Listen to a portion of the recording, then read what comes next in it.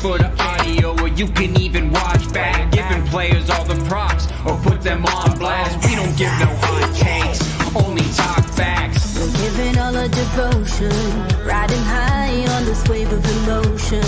Going all out, yeah, cause this is our time.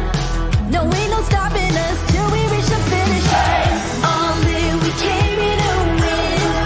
We're gonna give everything. S-I-C-K on the run. S-I-C-K, sick, sick.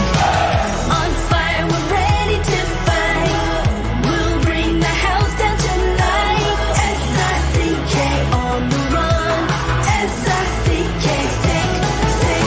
Playing on the car ride, play it when you lounge. X and O, you know that we can hold it down. Shout out to my man Sammy, got it off the ground. And to all the listeners tuned in right now, got debates, analysis, and speculation. This is sports talk for the new generation. You know where to find us, got a reputation. Sick podcast, your #1 sports destination. We're giving all our devotion, riding high on this wave of emotion.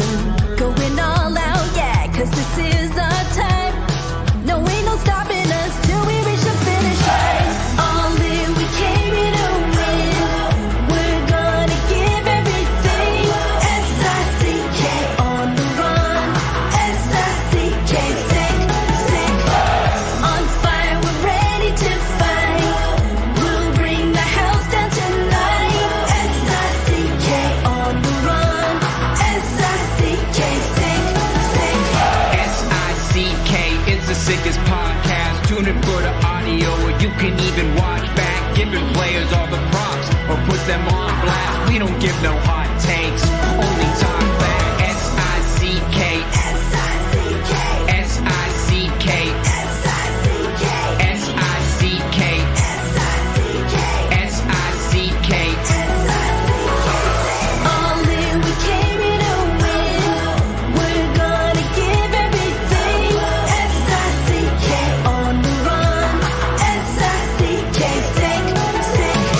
S-I-C-K, it's the sickest podcast. Tune in for the audio, or you can even watch back. Giving players all the props, or put them on blast. We don't give no hot takes, only talk facts. We're giving all our devotion, riding high on this wave of emotion. Going all out, yeah, cause this is our time. No, ain't no stopping us till we reach the finish line. All in, we came here to win. We're gonna give everything. S-I-C-K on the run. S-I-C-K, sick, sick. On fire, we're ready to fight. We'll bring the house down tonight. S-I-C-K on the run. S-I-C-K, sick, sick. Playing on the car ride, play it when you lounge. X and O, you know that we can hold it down. Shout out to my man Sammy, got it off the ground. And to all the listeners tuned in right now, got debates, analysis, and speculation. This is sports talk for the new generation. You know where to find us, got a reputation. Sick podcast, your #1 sports destination. We're giving all our devotion, riding high on this wave of emotion. Going all out, yeah, cause this is our time. No, ain't no stopping us till we reach the finish line. All in, we came here to win. We're gonna give everything. S-I-C-K on the run. S-I-C-K, sick, sick. On fire, we're ready to fight. We'll bring the house down tonight. S-I-C-K on the run. S-I-C-K, sick, sick. S-I-C-K, it's the sickest podcast. Tune in for the audio, or you can even watch back. Giving players all the props, or put them on blast. We don't give no hot takes, only talk back. S-I-C-K, S-I-C-K, S-I-C-K, S-I-C-K, S-I-C-K, S-I-C-K. Turn up your volume. Because you're about to listen to The Sick Podcast. The Eye Test with Pierre, McGuire, and Jimmy Murphy. The Stanley Cup winning Colorado Avalanche. And after after 22 years, Raymond Mark! The sickest NHL podcast. Brought to you by TCS Customs and Logistics. Moving pieces, delivering peace of mind. It's gonna be sick. And welcome to another edition of the Eye Test here on the Sick Podcast Network. I'm Jimmy Murphy. He's Pierre McGuire. I am at TD Garden before Game 5 of the Bruins Maple Leafs series. Pierre is up in Quebec in Mont-Tremblant, and shortly we will be joined by George Richards, who is in sunny Florida, to talk about the Florida Panthers advancing to the second round after they demolished the Tampa Bay Lightning 6-1 in Game 5 of their series last night. But Pierre, first of all, how are you, my friend? I'm excellent, Jimmy. Nice to see you, and thanks for scrambling to make this work today. Good job by you. I was amazed, Pierre. So I don't know if you remember from all your travels here to TD Garden, covering many a games for NBC, but this is the slowest elevator in the NHL, this press elevator. It was the one thing that they did not fix when they remodeled TD Garden a few years back. And it is slow, but somehow I made it up in 10 minutes. It was amazing. That is amazing. But I will tell you this. There's two other buildings in the league that could rival it. One is in Philadelphia. Philadelphia is extremely slow. And the other one's in Tampa. And in Tampa, they only have one elevator. They don't have two. And trust me, if you get stuck down at lower level, it's a chore to get upstairs in a hurry. It really is. Yeah. So, all right, that is even worse because what they have here, Pierre, they got two, but only one goes to 9 to the press box. The other one does go to 7. Yeah. So what we usually do, and actually, I don't know if I can say it on there. I'll tell you afterwards. I don't want to give away any of the secrets here. I'm just proud of you, Jimmy, because you know what? You never let them see you sweat, and you're not perspiring at all. So good job by you. Tie on and everything. You overcame, and now you're here. There we go. It even looks like I was in court or something, But here we are, Pierre. The playoffs. Let's get into, before we get George on in about 4 or 5 minutes, let's talk quickly about what I have in front of me, and that is a calm before the storm here. This place should be rocking within the next 2 hours. The Bruins with a chance to clinch once again for a second year straight, Pierre. They are up 3-1 in a series at home with a chance to clinch in Game 5. We all know what happened last year. Of course, Brad Marchand missing that breakaway in the last second, something that he admitted will haunt him forever. And then they lose in overtime. They go down to Florida. They lose there in I forget the score. It was like 6-4, 6-5. It was a barn burner down there. They come back here. They lose another one in overtime, 3-2, to lose to the Florida Panthers after a record-breaking season. Pierre, you've coached in the NHL. I know that the motto, the mantra is to always preach, be in the moment. But can you at least apply lessons learned like what they likely learned last year? Oh, yeah, 100%. And if you don't apply the lessons learned, then you're in trouble. Because you've got to understand what went right and what went wrong. You want to build off what went right, and you want to fix what went wrong. So the answer is absolutely. The one thing I'm not a fan of, and I've talked to Daryl Sutter about this before when he was coaching in L.A., and I agree with him, and I think he agreed with me. I'm not a big believer that you can carry momentum from game to game in a playoff series, and I'm not convinced you can carry it from series to series, and I'll tell you why. Let's just say you win, a game like Winnipeg won in Game 1. Okay? Yes, good example. You have the momentum in your series, you think. And then you start Game 2, and you score the first goal, and everybody says, you're going to blow them out. Yeah. Well, that's what's happened since then. Yeah. They've been blown out. Yeah. They've been blown out by Colorado. They really have. Yeah. So there's an example of what I'm talking about. All it takes is some poor goaltending, some bad penalties that you take, a call that goes against you, an offside that you don't agree with. Whatever it is, your star player gets sick. Austin Matthews. Stuff happens. So I'm not but what I do believe is you can learn from your previous lessons. I do believe you can learn from them. Pierre, and we'll just draw it even closer to this series. I mean, look at Game 2, the last game here at the Garden, where the Leafs played maybe one of their most complete playoff games they played in recent memory in years. And it looks like, okay, they're going back to Toronto. They've got the momentum. And then the Bruins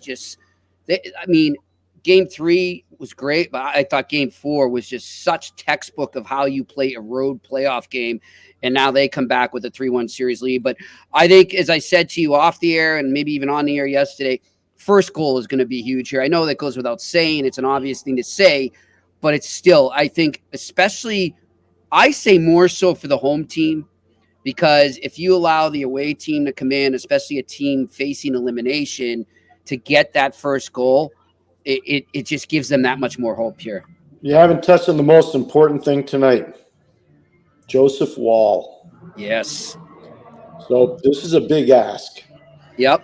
When the series started and when the season started for Toronto, I don't believe Joseph Wall was the plan for a potential elimination game on the road. No. So you talk about the first goal. I would agree with you. I think the first 10 saves are massive for him. Yes. And if he doesn't get comfortable in the first 10 saves and you see pucks beating him but not going in, or pucks off the post, or rebound control that's shoddy, you could have a problem if you're Toronto. And so as much as you're right about the initial goal, Jimmy, I would say there's one other part to this that needs to be brought up. Mm-hmm. And that's Joseph Wall. Now, the positive thing for Leafs fans and for Joseph, he's not a foreigner to this building. He's played there in college, when he was in Boston College. He's played in the Beanplat. He's played in Hockey East championships there. So he knows the building. He's not going to be, where am I going? What am I doing? It's not going to be out of character for him. It's not going to be an out-of-body experience. He's been in the building and he's played in the building. Mm-hmm. Makes a difference. It does. It does, for sure. Especially with the boards. You know, for goalies, every building's different. And having been in there, it makes a difference. It does. Pierre, obviously they're facing elimination here, but the bigger thing, too, for this Toronto team is they're facing potentially a lot of changes. I mean, everybody right now is sensing that this could be it for this core of Matthews and Marner and Nylander and maybe even Tavares here in Toronto. Can that serve as a rallying cry for them? No. If the players are focused on that, or the coaches are focused on that, or the management's focused on that, they're not focused on the right thing. The right thing happens on the ice. Mm-hmm. That's why when you bring up all these press conferences, these guys doing everything they say, like Montgomery saying, we're the top seed. What are we doing spending all this time in Toronto? But you know what? It worked out pretty well for him, didn't it? Yeah, it did. You don't win the games in the press conference. Yeah. And you don't win the games with everybody speculating about this guy's job or that guy's job or this guy's job. You don't win that way. Yeah. What you do is you focus in on what matters. And one of the best lines I ever heard, and I know it's a line that's brought up a lot, don't pay attention to the outside noise. You've got to be in this little cocoon. You're just in there and nobody's coming near you. Yeah. And it's just you and your teammates and your coaching staff and your trainers, and let's go get it. Let's go get it. And Jimmy, I've told you this before, been part of a team that's down 3-1. Mm-hmm. We didn't care about the outside world. We didn't care what was on TV. We didn't care what the newspapers wrote. We didn't care what the other team was saying. We didn't even know what they were saying. Yeah. It was us against the world, including our own fans, by the way. Yeah. That's the mentality you got to take. It tends to work. You got to go in there, and you're just like a racehorse. You got blinders on. Yeah. And just keep everything in front of you.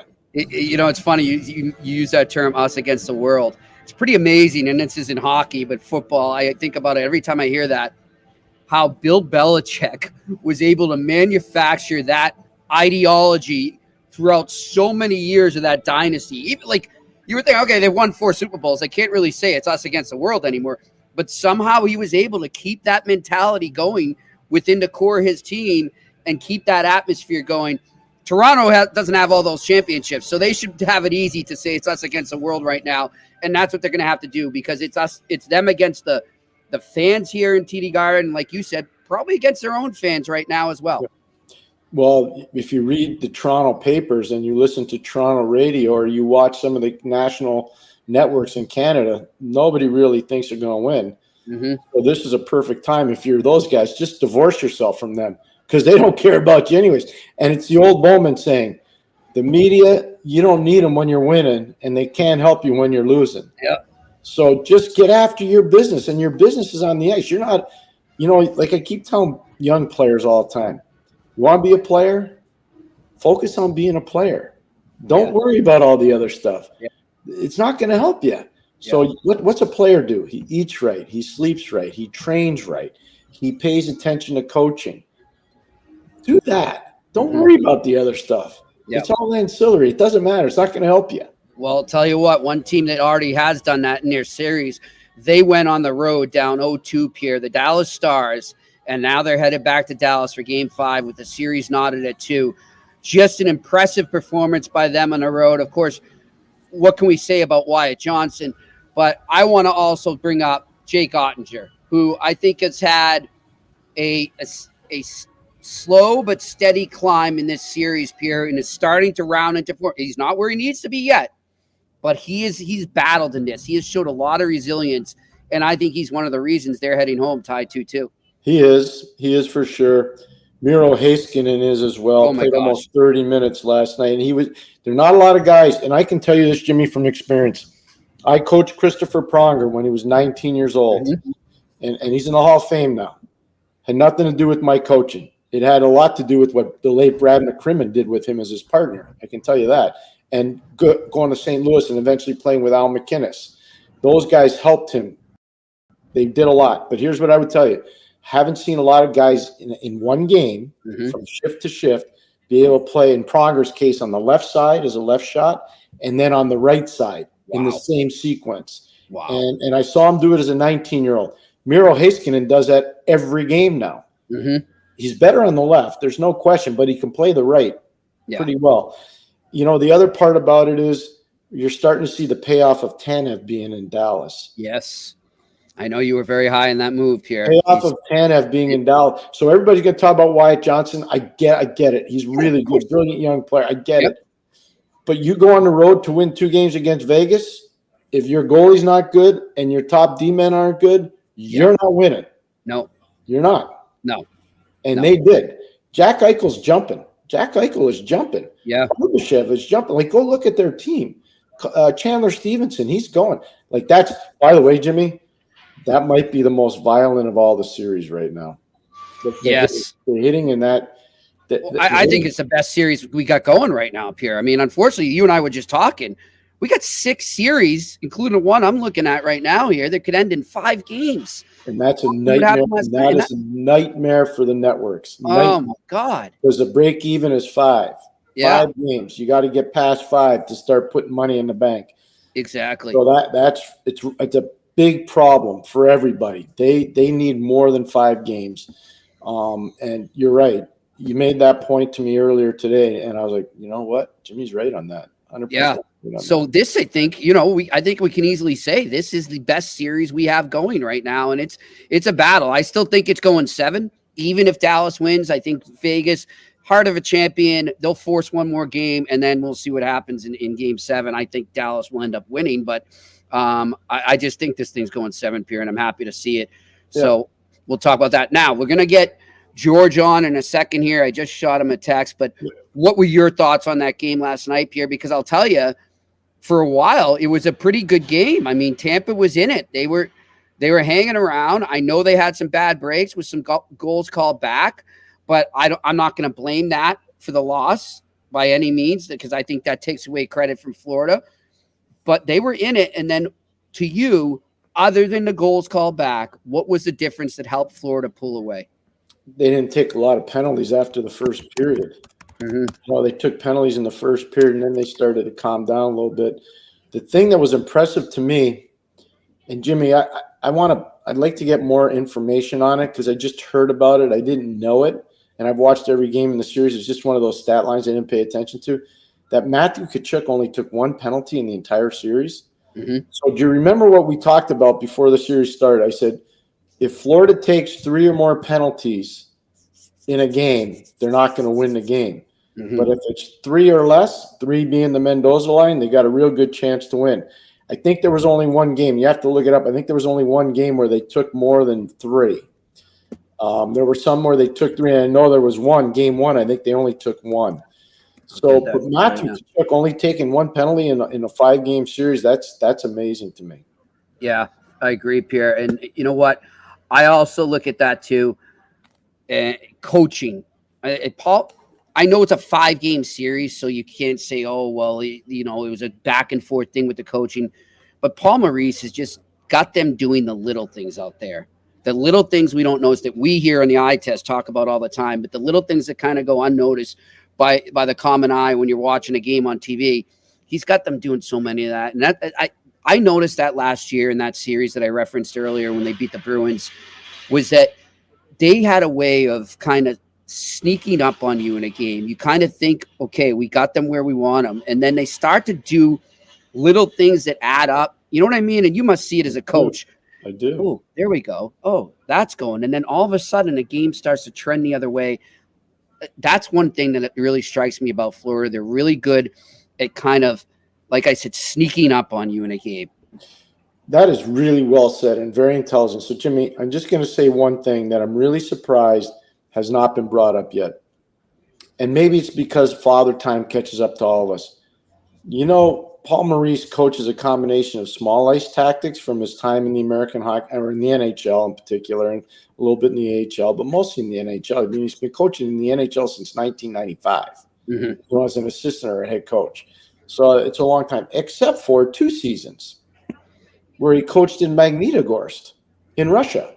Oh, that's right. And so when you're watching him, so as I'm watching it, I'm saying, okay, there's small ice tactics and there's big ice tactics. Wow. And so he's incorporating both. And to the chagrin of some of us that actually know the history of it, it's not been brought up. And Paul deserves a lot of credit because it's not like Magnitogorsk is a garden spot to go. No. Even though they've had they really have. They've had legendary hockey programs there. And that's where the great Evgeny Malkin is from. But, he's not the first North American to coach there. Dave King coached in Magnitogorsk too. Tommy Barrasso was his assistant there. Okay. But I'm watching this happen. I'm going, the combination of big ice tactics and small ice tactics are brilliant. And Paul deserves a lot of credit with his staff. Sylvain Lefebvre is there. Jamie Compon is there. Yeah. They deserve a lot of credit there. You know what? That's great. And that, by the way, for our listeners and viewers, that was in the 2012-2013 lockout season there. So in the first half of the season, he was over there. Actually, no, he was over there the whole season, actually. Yeah, he was. The whole season. And that's a good point, too, right? Because, I mean, most guys end up over there. They're probably like, oh, man, where's my career going? That I'm stuck over here in the middle of Siberia. And what does he do instead? He learns. He adapts. He changes. He says, I'm going to take everything I can. I'm going to absorb this, and I'm going to bring it home with me and reinvent myself in North America. That's huge. All of my trips over all the years to either Czech Republic, Slovakia, Russia, Sweden, Finland, I always tried to sit with coaches. And one of the things that back in the early days that was really beneficial going in Russia was most of their coaches spoke French. Oh, okay. Because they learned French in school. So they couldn't speak English and I couldn't speak Russian, but we could speak French. And there was a way of communicating. That's great. And so you would learn, you'd ask questions and they'd give answers. They didn't care what you thought, but I cared what they thought, and you learn so much from them. And so I that's part of Paul's practical experience that I think has helped him as a coach. It really Good stuff. Well, let's elaborate on that a bit more and talk all things Panthers right now with our good friend George Richards from Florida Hockey Now joining us here on the Eye Test on the Sick Podcast Network. My friend, how you doing? I'm good. What's going on? Not much. You got a couple days off here or what? Yeah, a couple days. Nice. maybe not too many, but a Oh. couple. Yeah. You need a little rest. All right. So what was it like in that building last night, George? Yeah, it was a good crowd in Fort Lauderdale and Sunrise for the Panthers and then the Lightning. And I think people were pretty excited about the opportunity to finally get over the Tampa Bay hump. And the Panthers were able to do that with the 6-1 win. A lot closer than the final score. We were saying that, yep. So yeah, I mean, and yeah, even John Cooper said last night, he's like, people are going to wake up or say, hey, we lost in 5, we got beat 6-1, Tampa got blown out of the building. Not the case. It was a very close series. It was a 1-goal game, going into the third, and it was a close series, even though Florida was able to control most of it. I mean, sides for the first period in game 4. Florida did a real good job against the Lightning and, controlled that series for the majority of it. Hey, George, I got a question for you. Last year when the playoffs started, Alex Lyon was the taste of Florida. Yeah. And all of a sudden, Bobrovsky comes in and does a heck of a job for them. And it looked like Bobrovsky was kind of losing his way a bit as a goalie. And all of a sudden this year, he's a Vezina Trophy nominee. He's had an outstanding year, great playoff, stared Vasilevsky down. Is it Luongo? Is it Tallis? Who's made the difference in the improvement of Bobrovsky? And Stolarz, too, by the way. Stolarz has been great when he's played. Yeah, for sure. I think it's a combination of everything, right? I mean, it's been a year now. I mean, Sergei Bobrovsky didn't start the first 3 games of the Boston series. Florida went with Alex Lyon. Alex Lyon earned that way. I mean, he won 6 straight games to get the Panthers into the playoffs.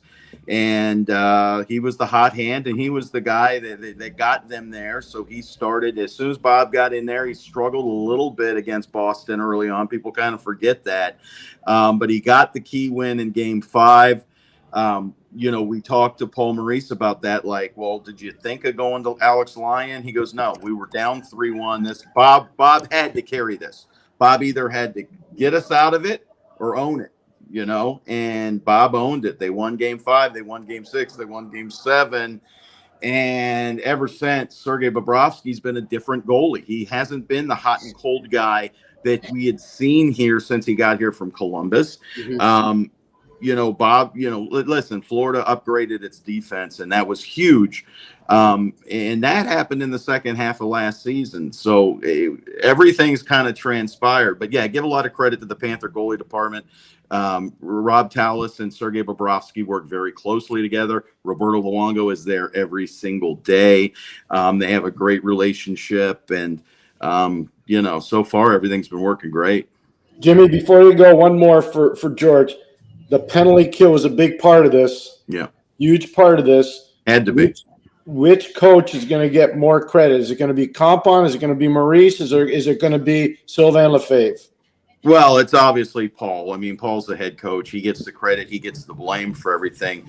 But, yeah, he's got a great staff, guys that he's worked with for a long, long time, as you've mentioned, with Jamie especially. They get along great. Everybody, we talked last year about the power play, how it struggled through much of the year, but really caught fire in the playoffs. And a lot of that credit goes to Jamie. And Paul will even, he'll defer. We talk about the penalty kill and he defers. He's like, I don't know nothing about the penalty kill. But again, the head coach gets the blame. He gets the praise. And, you're the king of the GOAT, one of the two. Could say, I want to go back to last year, George, in the Boston series. And you know what it's like when they play the Bruins or they play the Canadians or the Maple Leafs. Half the place, if not more, is visitors fans, right? It's fans down there from up north, or maybe you got transplants that moved down to Florida, still cheering for their hometown team. Talk to us about the transformation you've seen since that playoff run last year to now. And, I asked you what it was like in that arena last night. I'm betting there are a lot more Panthers fans at this time now than there were last year. Well, for sure. And that the Boston thing, in Game 6, there were no Boston fans. They spent their money on games 3 and 4. Right. And listen, that's always going to be a factor here. New York, Montreal, Boston, Pittsburgh draw very well down here. It's because we got a lot of transplants down here. But it's not the 60-40 as it used to be. I mean, it's, the Florida Panthers sold out their entire lower bowl for season tickets this year. They sold out their playoffs very quickly. And, are Boston fans going to buy tickets for round 2 for $300 a piece? Yes, because Florida fans are going to pay for their playoffs with selling one ticket. Sure, that's going to happen. But yeah, the support's been unbelievable. And like Paul Maurice said, the team really thrived in the Eastern Conference Finals when it was all local fans. There were no Carolina fans here. There may be 22. But that was a big difference in this building. They had 20,000 Panther fans.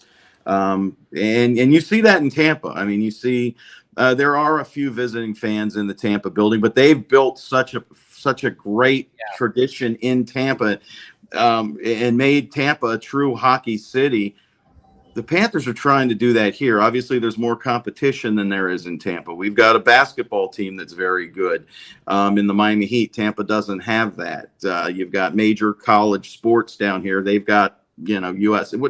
Anyway, they're two different markets. They're two different worlds. Yes. And the Panthers also had 20 years of nonsense, that has now been changed. That Tampa kind of worked its way through a long time ago. That definitely helps. So things are changing down here for the Panthers in a positive way for sure. And it's been going that way now for about 3, 4, 5 years. Pierre? George, how'd you get Matthew Tkachuk on his best behavior in this series? He knows, he knows the stakes. And Matthew Tkachuk is a very smart player. He's worked on his defense. He doesn't take goofy penalties like he did, but he's going to mix it up. He knows how not to cross the line, right? I mean, we've seen Matthew Tkachuk mix it up every time he's on the ice, and he never takes penalties. He knows how not to cross the line, but he is a feisty guy. They're a guy that players hate playing against. And if somebody runs into Sergei Bobrovsky and Matthew Tkachuk is there, there is going to be some nonsense going on. That's just, how it's going to play out. But, Matthew Tkachuk has been a terrific addition to the Panthers and give him a lot of credit for kind of changing things around here, because things have changed for the better ever since Matthew Tkachuk came here. So, Jimmy, I agree with what George just said 100%. There's one more, George. Another guy came down there. He got hurt earlier in the series. Yeah. It's Sammy Bennett. Yeah. And you talk about pilfering. That was an amazing acquisition by Billy Zito and his staff to get Sammy Bennett down there. Yep. Any chance we'll see Sammy in the next round? We would, they hope so. He hasn't started skating yet. He's got the hand-wrist injury. Homer said yesterday that he hasn't been skating because they want the swelling to go down, even though it's a hand. You could skate and do all that kind of stuff, but I'm not a doctor, but they said that they're holding him off the ice. But I would think that he plays in the Boston-Toronto series. We don't know what's going to happen. Boston, had a 3-1 lead last year. We know how that went. So we'll see what happens tonight at the Garden. But we should see him. And listen, you talk about pilfering. I mean, here's a guy in Calgary that was misused a little bit, was playing third, fourth line. Another guy that came to Florida without the pressure that he had in Calgary, and by that I mean nobody here cares where Sam Bennett was drafted, right? Mm-hmm. That was a big deal in Calgary. So if Calgary thought that it was a better fit for Sam Bennett to play, third line right wing for his development, everybody else is going, but he was selected third, fourth overall. You can't do that with a fourth overall pick. Yeah. Down here, you can do whatever you want because that's not our problem. We got him for a second, third round pick, whatever it was. So he's been able to flourish here. And he wasn't playing third line right wing, was he? No, they put him on the second line. He's centering some real good players. Now he's playing with his buddy Matthew. He and Matthew Tkachuk never played together in Calgary till they weren't line mates. That's right. Yeah.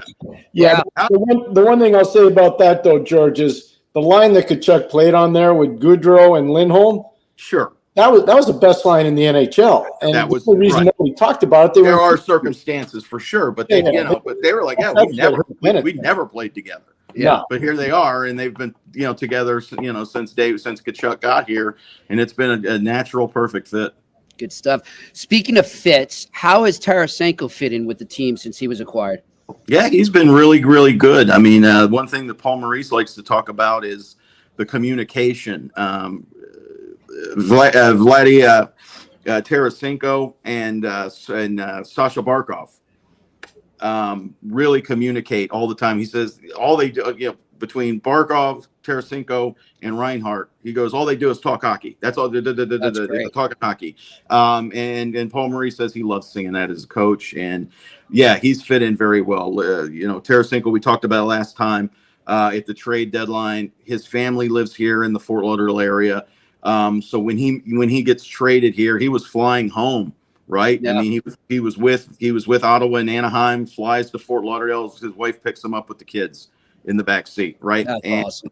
It's been a real natural fit. He's worked out here during the off season with the Panthers, so everybody here already knew him. I talked to Aaron Ekblad. I'm like, "Hey, Aaron, what do you think about your new team?" He was like, "Oh yeah, I've known him for years." So, right? So, he's kind of been part of the Panthers, at least during July and August and parts of September for the last couple of years. So, he's been a real good fit playing on that first line with Sasha Barkov. How could you not be? I mean, Exactly.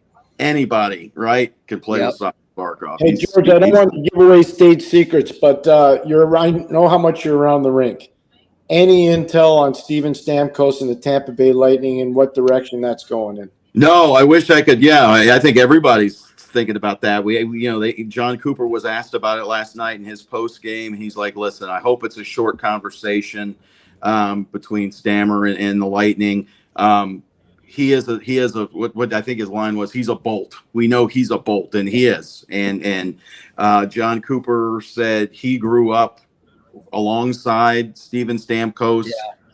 I can't imagine seeing him in another uniform. I don't think anybody in Tampa Bay can picture that. I guess Toronto's got the same color scheme, so it wouldn't really be much of a difference. But I think they're going to work something out. You got to work something out. I mean, when you look at Stamkos's age, he's not getting a 5, 6, 7 year deal anyway. What's he going to get on the market? 2, maybe 3 tops, a 3-year deal somewhere. Yeah. Well, maybe they can work something out in Tampa where it's a 1 or a 2 with some promises and bonuses and all that. Yeah, he knows the cap constraints Tampa Bay is under. It just depends on what direction Tampa's going now. Was this the end of an era? It probably was. I think the door in Tampa's closed because the farm team's not spitting out as many good players. They don't have the draft collateral they used to have. They spent a lot to bring in Tanner Jeannot. They've broken a lot of young defensemen. But you look at all their great depth players that they had, George, and I know you're watching them a ton. Sure. They don't have the same quality of depth players they used to have. They do not. So maybe they both decide to part ways, and it's a mutual thing. That very well could be, right? Because maybe Stamkos is like, I want to chase this thing one more time, and I don't know that with the up-and-coming teams in the Atlantic, Florida, Boston, we don't know what Toronto's going to look like, but the Atlantic's pretty rough and tumble. I'm talking Detroit. Ottawa should have been better than they were, and they get a new, they get things going. Ottawa could be a challenger. Buffalo is on, it has been on the doorstep. Maybe, one of these days Tampa's going to be left out of the mix, and perhaps, maybe he wants to go somewhere else and try and win it all. I don't know. Could you ever envision him where you are? I thought Florida should have offer sheeted him years ago. They had the opportunity. Can you imagine? I don't remember how long ago that was, but I was like, you had an opportunity. Spice of the rivalry. Ooh. I don't even remember who the GM was for the Panthers. It might have been Jacques Martin. It was that long ago. Wow. I was like, dude, make an offer to this guy. And worse,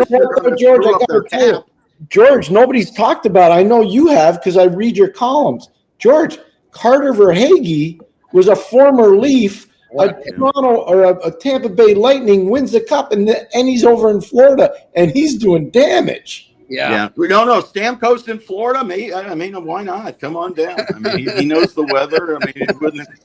There it is. We've made it. The internet's going to explode right now, but there we go. Come on down, Stamkos. We got room for you. Hey, listen, George. Always a pleasure, my friend. We appreciate you. I want to tell the listeners too. I text George last minute a couple hours ago, and he stepped right up and he delivered as he always does for the eye test. So we appreciate it's a day off, baby. What else am I doing? Well, hey, out of the elbow room, George. No, to the elbow. I'll hit up the elbow room tonight. That's what I'm that way. My seat's by the door, George. They'll know. I've seen it. I know. There's a little plaque on the stool. George, keep up the great work at Florida Hockey Now. Really enjoy the work you and Colby Guy are doing, so we appreciate it. And we will get you on down the line, my friend, all right? All right.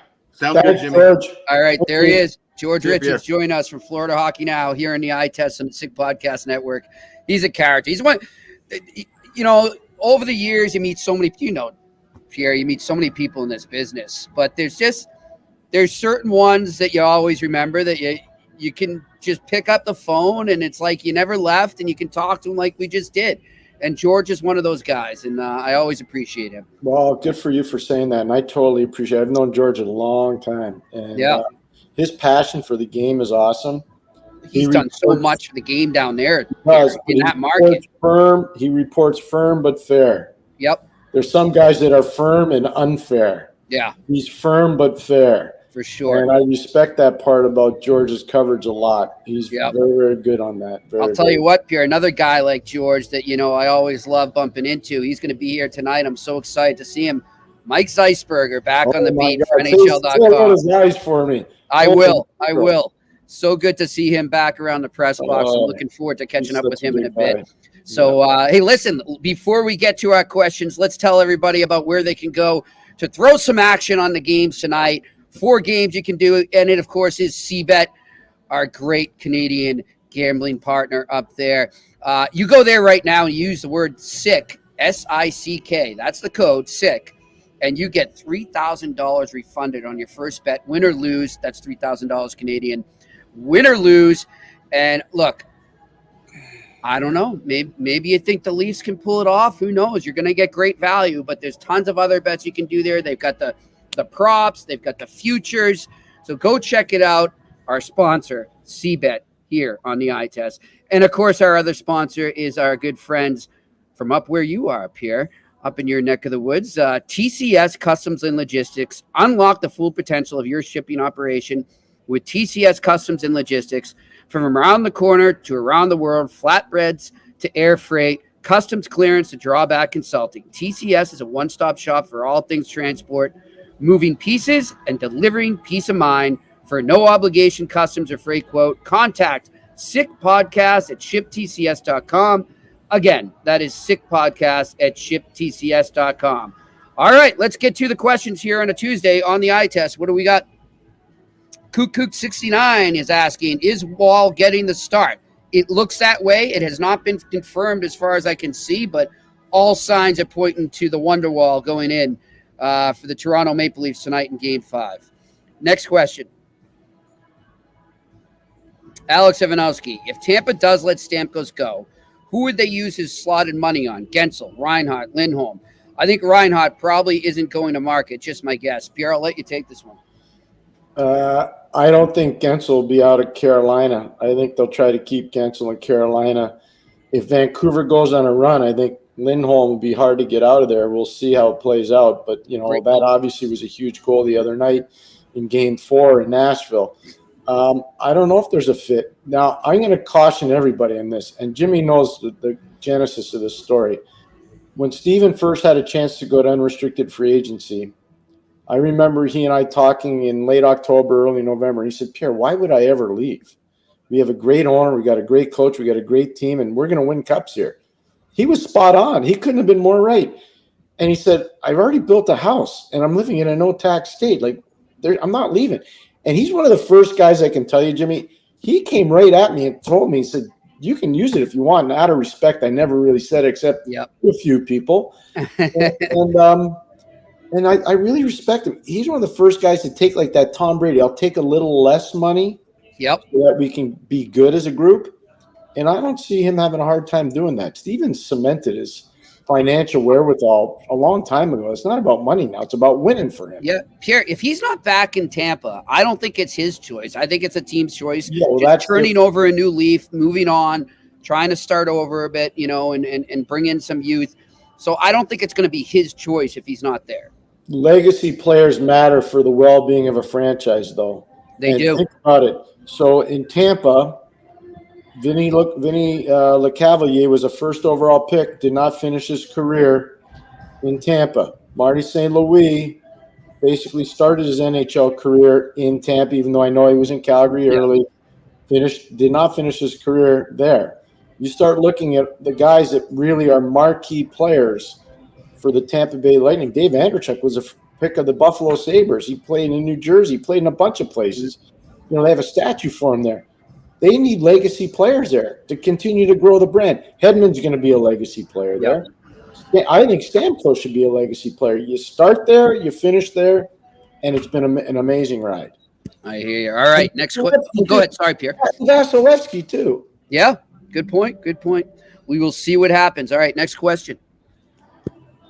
Bill Van Vagel, can the Maple Leafs win without a top dog on defense? Riley is a good player, but he has a lot of tread on those tires. Boy, Bill, you were listening to one of my talks today on the phone with an NHL executive. We really think Morgan Riley's a good player, but to say that he's a number one guy, when you start looking at the number one guys that are out there in the league on teams that are either won or are winning, you would say that Morgan's probably better as a 2. And Morgan's really good. Please don't misunderstand what I'm saying. Do they need more help around him? The answer is yes, they do. But this is something, it's been going on forever. We've been talking about this for a long time. Years. Since the last time these guys played in the playoffs, we've been talking about this. It's not a newfangled thing with Toronto. But the one thing I'll say about Morgan, I don't think he's healthy. He's playing his derriere off. He is definitely playing with something. Yeah. Because the one thing that he has, he's got to watch him with the puck. He's got amazing escapability down low. He can beat the first forechecker. It's not as easy for him anymore. And I think part of that is because I think he got hurt earlier in the series. They're just not talking about it. Pierre, not to get ahead of ourselves here, but it just went through my mind as we're talking about Morgan Riley. Let's just say, and we don't have to speculate on names, who's going to go out, who's staying, whatever. But let's just say there are big changes in Toronto.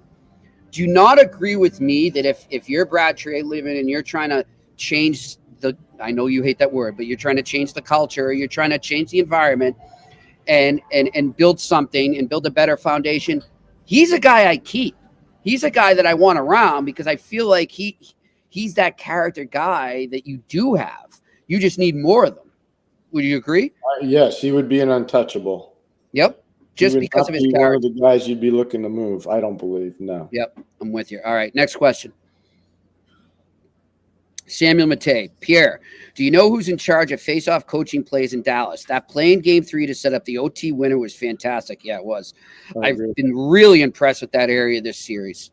So Steven Spott is Peter DeBoer's assistant coach, and Steven Spott was a tremendous player in college at Colgate, and he played overseas in Germany a little bit. He was a tremendous coach in the Ontario Hockey League, both as an assistant and a head with the Kitchener Rangers. If I'm thinking about face-off plays and the guy that probably would be responsible for that, I would say Steven Spott. I could be wrong, and I don't mean any disrespect to anybody else that's coaching there, but I would say it's probably Steven Spott. All right, next question. A to Z me. What team do you guys think would be the best fit for Marner? Because there's no way he's going back to the Leafs next year. Well, I don't know if there's no way he's going back to the Leafs next year. But I don't know. I mean, I can't think that far ahead right now. No, you know what? I'm in the moment, as the players say. You're in the building. Good for you. Yeah. I'm going to say something that's probably going to get me in trouble. Okay. Why not Columbus? Ooh. They've got the young and what players and the picks to trade. It's just a thought. What happens if Columbus hires somebody that runs the London Knights that drafted Mitchell Marner? Connect the dots. One of the Hunters decides to go to Columbus as a GM. That's a very good chance that will happen. So let's just say that does happen. Yep. Why wouldn't Mitchell Marner be a candidate to go there? There you go. We'll remember that. Put that in your notes, everybody. Good call. All right, next question. Joe, question. Series are good but lack something to me.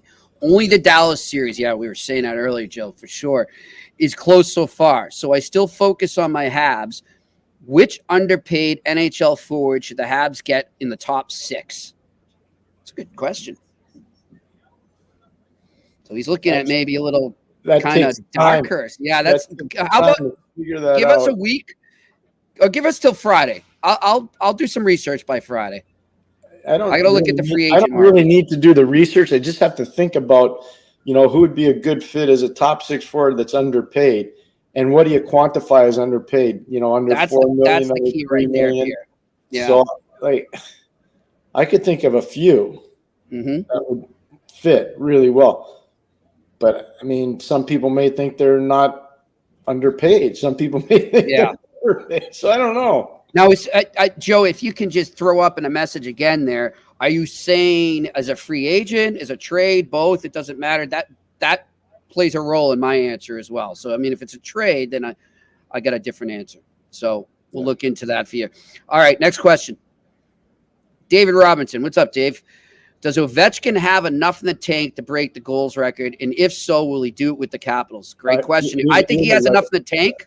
Yeah. I just don't know if it will be with the Capitals. I think that is a question. I would be very surprised as long as Mr. Leontis is the owner there if they were to trade Alexander Ovechkin. And what's his actual value on the trade market? Do you really think you're going to – He's got – he'll have value. Do you want him breaking the record wearing another team swetter? Or do you want him I don't think Leontis is wearing going a to allow Washington that. Capitals sweater? Do you want an iconic moment for your franchise forever, or do you want a franchise picture with somebody else? I can't see him going anywhere. And do I think he's going to do it? I think he can. I think he's going to have a huge summer of conditioning, and he'll try to get it done next year. The biggest thing for Ovi, and they know it, I think Spencer Carberry talked about, I think, in his press conference, if I've been told properly, that they need better offensive depth to surround Ovechkin with. There's nothing wrong with that. I think they're scouting fantastically well in Washington. I do. Look where they're heading the right way. Bears start the AHL playoffs. Look at all the kids they just sent down to Hershey. So they get knocked out in the first round in the NHL playoffs. Those guys are going to go on a long run in Hershey. Yep. They're going to do well there. They won last year. Why can't they win again? So that's huge development time for all those young players. All right, we'll see what happens. Next question. Ron LaRoque. I noticed the Jets on Sunday tried to dump and chase, and that didn't work for them. They were doing better carrying the puck in. They were getting knocked off the puck or just got beat to it. Good observation there. I love Ron's question. Ron makes really good statements. He's clearly a hockey guy. Coaching in him. I think part of the problem for Winnipeg, they'd like to trade chances, I think. With Colorado, the problem is they can't create as many chances as Colorado can. Yeah. And we talked about it from the trade deadline forward.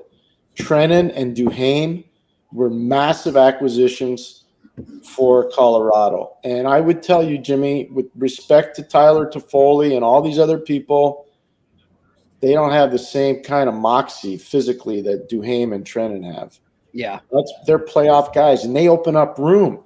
And that's why everybody's saying, well, Nichushkin's coming out of nowhere. No, he's not. No, he's not. He was a first-round pick. He was a highly drafted commodity. 2 years ago, he was amazing in that run to the Cup. The reason why Dallas let him go is it was off ice. It had nothing to do with on ice. Yep. And he had issues after Dallas. Yeah. And to his credit, give the kid credit and give the team credit. They got him back on the rails. They took care of him, and they got him back on the straight and narrow. Yep. And they don't think that guy's having fun now? Oh, yeah. But you look at the size. Miles Wood's a big guy. Duhaime's a big guy. Trennan's a big guy. McKinnon's a big guy. Rantanen's a big guy. You start looking at the size of their team. They're big people. That's a big train coming down the tracks there each time. So I agree with you, Pierre. That's a tough team. Yeah, I think that's a good point. I mean, maybe Winnipeg's got to just, tighten it up and just wait for their breaks and just think. Are they all on the same? So when you're in a series and you're down 3-1, again, having been through it, everybody's got to pull the rope in the same direction. And if they're not pulling the rope in the same direction, you're not coming back. Are they going to pull the rope in the same direction, Jimmy? I think they can. I think they can force a game 6. After game 4? Yeah, I think they can force a game 6. Fractured situation, I think. We'll see. And I'll tell you right now, if Winnipeg loses, I got this series totally wrong. Yep, me too. I'll tell you right now. And Winnipeg was our dark horse team, Pierre. Remember, we were saying this is our dark horse team. I was taking Winnipeg because of Connor Hellebuck. Yep. I was. Yeah. And again, as I've said it to you off air, I'll say it here. I feel bad for Hellebuck, but I just wonder what happens now in the whole USA hockey picture with that heading to the 4 nations in the Olympics. We'll have to see what happens if this has an effect on it. All right, next question. We got anything? There we go. Evan McLaren. What's up, Evan? Evan, in case it doesn't get announced before you guys see this, do Jimmy or Pierre know what the news brewing in Pittsburgh is? Kevin Weeks tweeted out a teaser hours ago. There's still no news. Okay, I think I know what Evan's talking about, and I saw a story on TSN before I hopped on here. There's a lot of rumors going around, and I think we've touched on it a bit, Pierre. I'm not sure if we did on air. A lot of rumors that New Jersey is going to try and get Mike Sullivan from Pittsburgh. And Kyle Dubas is on record now as saying, it's on tsn.ca if you want to go there. He said that right now they have not asked for permission to speak to Mike Sullivan. So that might be what you're referring to, Evan. I'm not sure, but that's the buzz I saw around Pittsburgh. I don't know if there's something else. I've been in travel for a bit of the day. So I think that's what Evan's alluding to. Mm-hmm. So I'm only asking a question. I'm not making a statement. If you're the Pittsburgh Penguins and you missed the playoffs the last 2 years, and the New Jersey Devils missed the playoffs this year, and they're in the same metropolitan division as you, are you actually going to give them a 2-time Stanley Cup winning coach, and you're going through a potential rebuild? Are you asking me, Pierre? I'm asking the people out there. Okay. Okay. Well, I'll answer for me. No, but I'm not Kyle Dubas. That's all I'll say. Okay. That's a fair answer. All right. Next question. Chris Blue Shirts. Hi, Jimmy and Pierre. What's up, Chris? Come trade deadline day, could the GM ask the coach, I can get this guy or this guy. Which do you prefer? Thanks for taking my question. Let's go Rangers. A lot of times. Yep. A lot of times. And they'll say, if I get Jimmy Murphy and I know he's an aggressive forechecker with limited offensive ability, but he's going to create energy, do you need that? And the coach will say, I desperately need that because we're going to play a lot of 5, 6, 7 game playoff series. We're not sweeping anybody. Mm-hmm. So I need that energy. I need that guy. I need that emotional guy. Another coach may say, I got 6 guys like Jimmy Murphy. I'm not going to play him. Mm-hmm. Get me somebody I need. I need a big, stout, face-off, penalty kill specialist. So that's those conversations. Happen all the time. Usually, not always, usually 10-game segments during the year you meet as a staff. You meet after every game, obviously, or you talk, but usually 10-game increments. You decide where players are, what your organizational needs are, what they aren't. And, you can get a pretty good feel going into the trade deadline. This is a question from Jimmy in the press box here. So, Pierre, interestingly enough, a couple weeks back, I asked Jimmy Montgomery about, you're getting down the stretch run. How much do you talk to your advanced scouts about things going on around the league, whatever?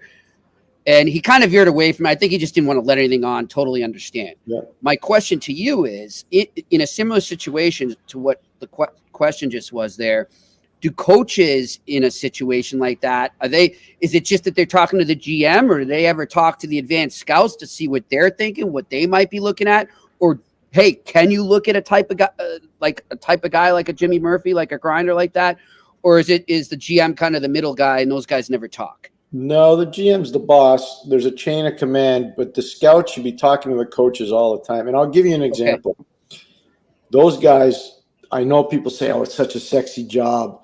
They go to pro games, all their bills are paid. It's kind of cool. They fly everywhere. It's a lonely life. It's a hard life. I did it for a long time. When you're on the road like that, you need somebody from the head office in touch with you daily to make you feel important. If you're really doing your job and you want everybody pulling the rope in the same direction, as I like to say, or singing from the same songbook, the head coach should always be in touch with his scouts that are on the road. You don't have to talk strategy. You don't have to talk players. You should say, hey, how you doing? How's everything at your house? Communication, and I think as we've gone along here, I hear you typing away all the time. No, but it's true. We've lost our ability to communicate verbally. Yeah. And I think the said word means more sometimes than the written word. Yep. I agree. And you know what, Pierre, too, it's if you look at a lot of the teams that win Stanley Cups, they truly are a family. It's that's not just hyperbole. They truly are a family. all the guys we won with in Pittsburgh, I mean, everybody, they always say hello wherever you are. Everybody's working for different teams. Some people are doing TV. Everybody's different. Everybody still says hello. Everybody still talks. You know, I get a chance to see all those guys at Mario's camp. It's amazing. It's like 30 years ago. We're just starting again, you know? Great stuff. All right, I think we got time for about 3 more. Let's rock and roll. Yep. Mark enters. Pierre-Luc Dubois and do we want to do Mark's question? We missed it there. I don't want to leave him out. I can see it in the sideline here. I'll go to Mark on the side. Pierre-Luc Dubois and Tanner Janot cost their respective new treads a ton of valuable cap. Yes, we agree. We agree. That we've said that. Okay, Mike. Pierre, how would you defend against Colorado's cycle game? Their possession time in the O-zone is crazy when that cycle gets going. So one of the things you do is you have an assistant on the bench with a stopwatch, and you say, once the puck crosses the offensive blue line for them, we're going to defend in increments of time. So you say, we want to defend in 11 seconds. We want to defend in 8 seconds. We want to defend in 12 seconds. So the most important part of defending against a cycle is eliminate the initial puck carrier. Stick and pin, stick and pin. You keep stressing that. Then the support comes in. Usually it's a centerman. Sometimes it could be a winger, depending on where you were in the order of the back check. So I prefer 7 to 10 seconds of defending time. I think I told you about this yesterday. Yep, you did. And it works. Trust me, it works. But it's aggressive. Yep. Some guys believe in bend but don't break. I believe go break. Yep. Go break them. Yeah. Don't let them break you. Go break them. Yeah. And so I think that's probably the best way to eliminate. The Bruins forever, Jimmy, when you were growing up, they were probably one of the best teams to defend against a cycle in Boston Garden. I was just going to say. I'm going to tell you right now, the guy that never gets credit for it, he came up with a lot of that ideology, was Mike Milbury. Mike did a really, really good job. Mike was a really good coach, too. He was a great coach. He was a much better coach than he was a manager. The reason why, Jimmy, he allowed emotion to get involved in too many of his managerial decisions. But as a coach, emotion matters. Yes. And he was good. I'm telling you, Jimmy, he's a really, really good coach. He was a very good coach. I always said to my grandfather, and he agreed. My grandfather's the guy who got me into hockey. If Milbury had stayed as coach past 91, I think that Bruins core wins a cup. I really do. They were that. If not for you guys, they were that close. You know, they were really close. Oh, look, I mean, they were always one player away. 91. People forget 91. Mike was a coach. They beat us the first 2 games. Oh yeah. And that's when we had that big meeting in Pittsburgh. Yeah. And Kevin Stevens and Joey Mullen took over, and it was pretty special to be a part of that. It's one of those meetings you never forget. Yep. And then we ended up winning 4 straight there. And then the next year we smoked them. I mean, our team was at another level. Nobody was beating us that year. I hear you. All right, next question. Mark enters. Meant to finish my question. No problem, Mark.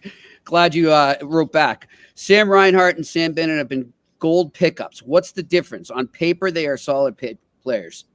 Well, Reinhart was a tremendous player coming out of junior. He was an amazing point producer. He didn't play in a very good Buffalo Sabre team. And for Bennett, it's the same thing. He was a top-end junior player in the Ontario League. He comes into the NHL on a not-so-good Calgary team. And, the expectation – I thought George Richards handled that really well, by the way. Yep. The expectation is so high.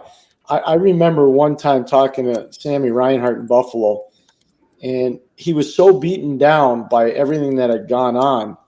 He just wanted hockey to be over that year. I felt terrible for the guy. Like, you can see his passion to play is excessive. It's huge, but he just wasn't having fun playing. So good stuff. Good stuff. All right. Well, we got to wrap it up here because you know what? I'm hopping into your slot, my friend, on TSN 690 with our good friend Mitch Melnick. They picked the right guy. Thank you. We're going to tee up Game 5.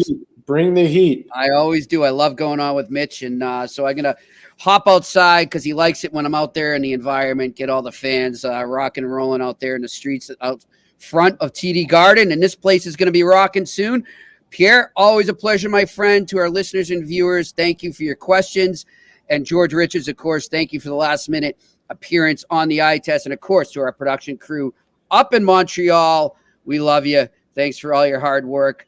He's Pierre McGuire. I'm Jimmy Murphy. This has been another edition of the Eye Test on the Sick Podcast Network. And that's a wrap. Hope you don't miss us too much until next time. Follow the Eye Test with Pierre McGuire and Jimmy Murphy on YouTube, Facebook, Google Play, and Apple Podcasts. Brought to you by TCS Customs and Logistics. Moving pieces, delivering peace of mind.